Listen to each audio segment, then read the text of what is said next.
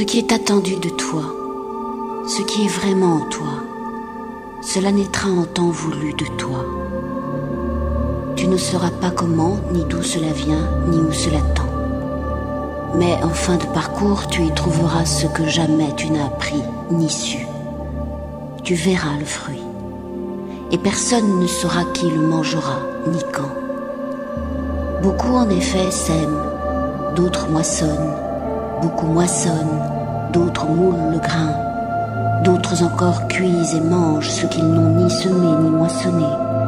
Ainsi vont les activités et les travaux sur cette terre, sans qu'on en perçoive l'origine et la fin. Chacun de nous est appelé à une tâche donnée, et ce serait péché que de se livrer à ce à quoi nous ne sommes pas appelés.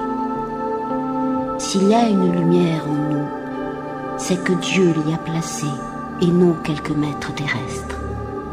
Si donc Dieu a mis en nous cette lumière, il fera aussi qu'elle se manifeste, qu'elle brille, et que voient clair par elle ceux qui souhaitent être éclairés. Pourquoi en vouloir à Dieu s'il a mis en nous une lumière et que pour un temps il la maintient cachée? Il la poussera déjà dehors le moment voulu.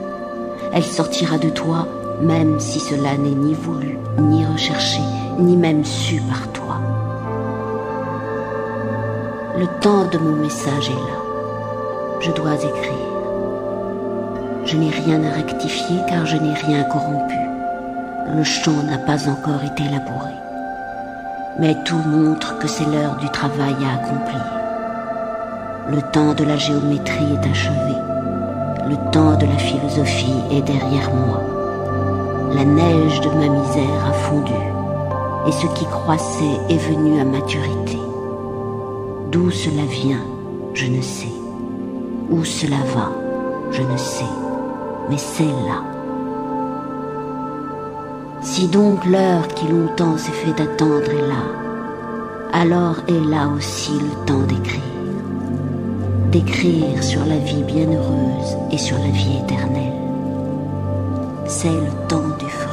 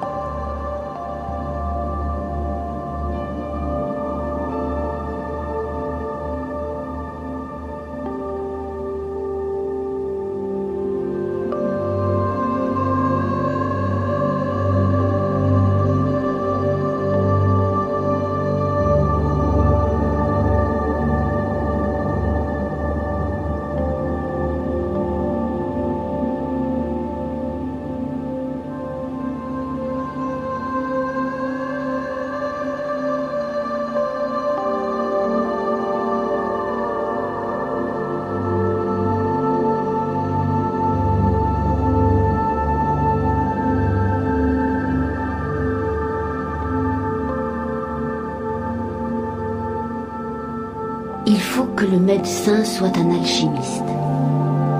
S'il veut le devenir, il doit voir la mer d'où sont issus les minéraux. Or, les montagnes ne le suivent point. C'est lui qui doit suivre les montagnes. Les artistes sont au lieu où se trouvent les minéraux.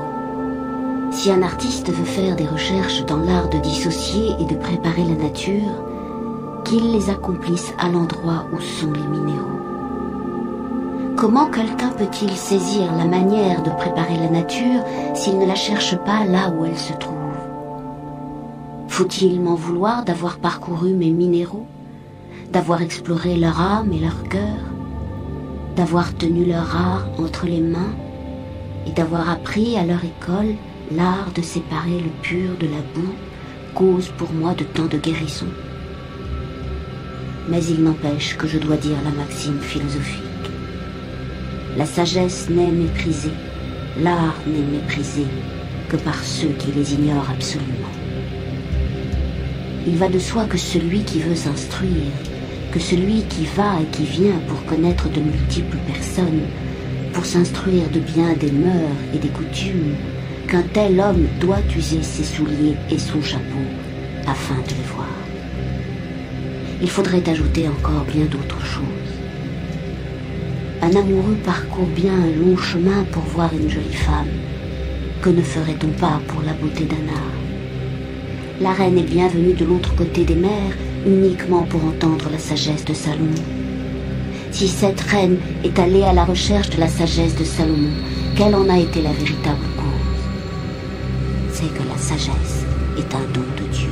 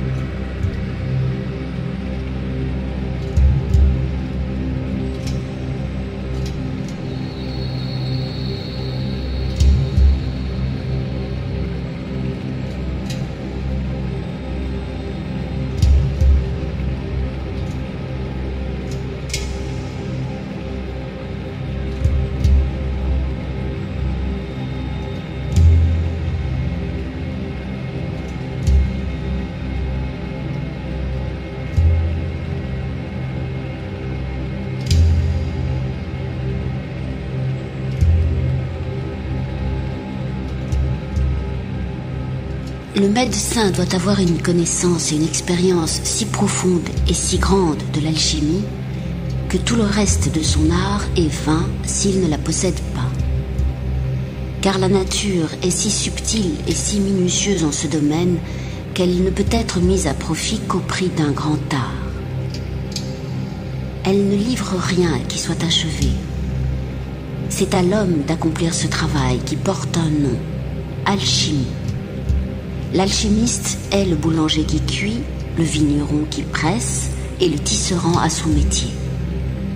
Il appartient au médecin qui veut s'instruire de savoir ce qu'est la calcination et la sublimation, non seulement les opérations superficielles, mais celles qui modifient intérieurement les choses et qui, fait bien plus important, permettent la préparation et aussi le mûrissement que la nature ne leur a souvent pas donné. Le médecin doit posséder l'art de faire mûrir les choses, car il est l'automne, l'hiver. Il est l'astre qui doit agir sur les choses pour les achever. Le feu est la terre, l'homme est l'ordre. Les choses dans l'œuvre alchimique sont la semence.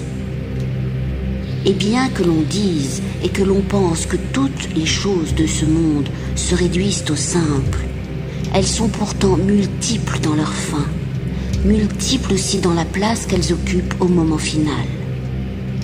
Tous les arcanes, certes, naissent dans le feu par un même processus. Le feu est la terre, mais une terre qui englobe aussi le soleil. Terre et firmament sont une seule chose dans cette seconde naissance.